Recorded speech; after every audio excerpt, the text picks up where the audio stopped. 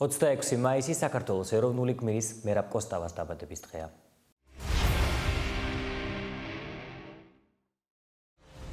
საქართველოს სახელმწიფოებრიობა, რომელიც საუკუნეთა სიღრმეებში იღებს სათავეს ქართველმა ერმა მე-19 საუკუნეში, რუსეთის იმპერიის მიერ საქართველოს ანექსიისა და სახელმწიფოებრიობის გაუქმების შედეგად დაკარგა. ქართველი ხალხი არასოდეს შეჰგუებია დამოუკიდებლობის დაკარგვას, რადგან დამოუკიდებლობა ერის ნეობის გადარჩენაა და ამდენად თვით ერის გადარჩენაც. მიუხედავად უამრავი განსაცდელისა, ქართველმა ერმა შეძლო ენის, მამულისა და სარწმუნოების შენარჩუნება. საქართველოს ისტორიაში იყო შავი ფურცლებიც და გაბრწყინებული სიკათქათეც.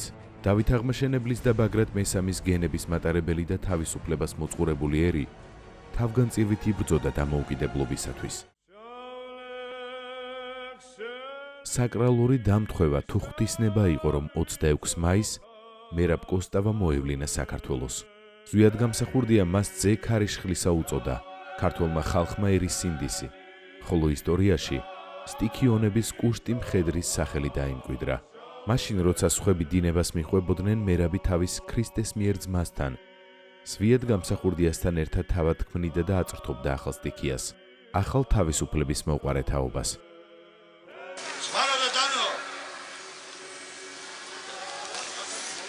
საქართველოს ისტორიაში ყოფილა დიდებული წამები და ეს წამი არის ერთ-ერთი უდიდებულესი.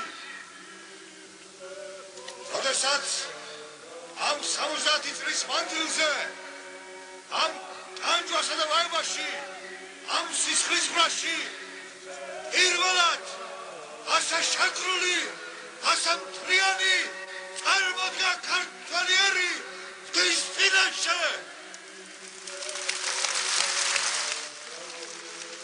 მერაბ კოსტავას ამ ქვეყნად მოვლინება იქ გადაწყდა, სადაც არესის შეუპოვარ ტაძრეულთა სვებედი იჭედება და იქვე დაენათლა, რომ ეროვნულ გმირად ქცეულიყო. მისი პიროვნული და პოლიტიკური ხატი ერთიანი და თავისუფალი საქართველო იყო.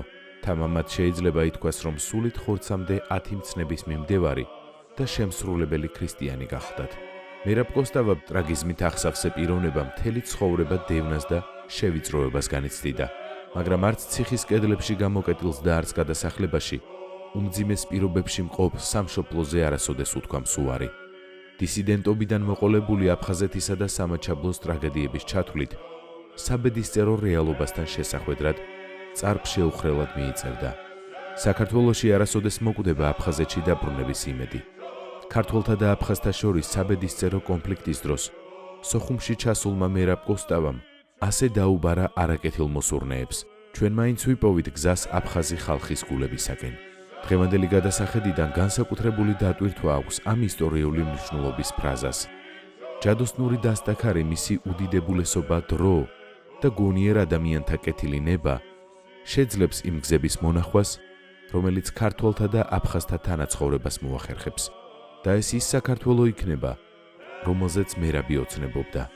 ბიბლიური სიმბოლოებით შემკული ადამიანი იყო მერაბ კოსტავა, კაცი სადა და მდუმარე, რიხიანი და ამავდროულად ფაქიზი, შემდობი და ამაღლებული, უტყუარი დასტური იმისა, რომ ნებისმიერ ეპოქაში შეიძლება ადამიანმა რა ინდივიდ იცხოვროს.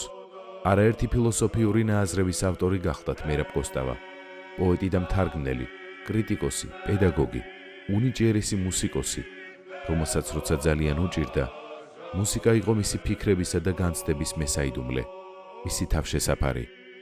სამწუხაროა, მაგრამ ისტორიაც და რეალობაც ცხადყოფს, რომ გენიოსები ან ადრე იფერფლებიან, ან თანამედროვენი იშორებენ თავიდან. ბედისწერის განგებით თუ ადამიანის ცოდვილი ხელის მეოხებით, მერაბ კოსტავას მაშინ ჩაუსაფრდა სიკვდილი, როცა ის საქართველოს ჰაერივით შირდებოდა. 26 მაისი საქართველოს დამოუკიდებლობის დღეა.